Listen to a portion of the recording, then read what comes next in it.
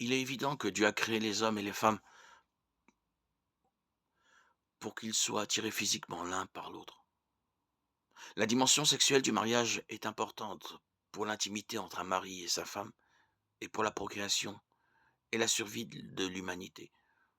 En même temps, les mariages arrangés, y compris ceux où le couple se rencontrait pour la première fois à l'occasion du mariage, étaient la norme au cours des siècles passés et sont toujours pratiqués dans certains endroits du monde.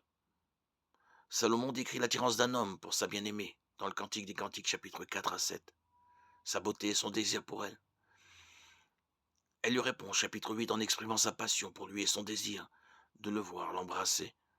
Le Cantique des Cantiques est une très belle image de l'amour conjugal auquel participe l'attirance physique. Cela ne veut pas dire que l'attirance physique est l'élément le plus important à prendre en compte pour le choix de son conjoint.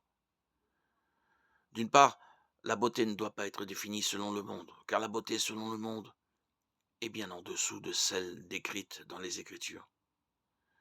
La beauté physique disparaît avec le temps, mais la véritable beauté intérieure émane d'une femme qui aime Dieu.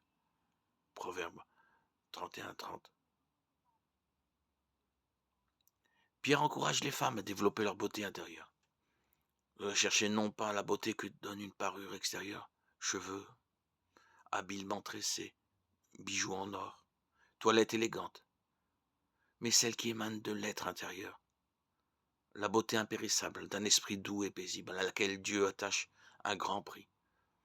Car c'est ainsi que se paraient autrefois les saintes femmes qui plaçaient leur espérance en Dieu, et elles étaient soumises à leur mari.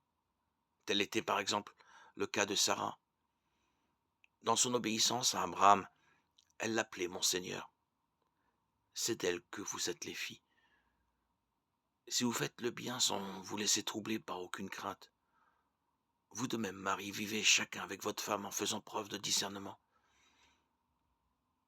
Elles ont une nature plus délicate. Traitez-les avec respect, elles doivent recevoir avec vous la vie que Dieu accorde dans sa grâce.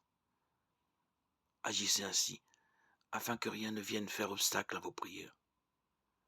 1 Pierre 3, 3, 7.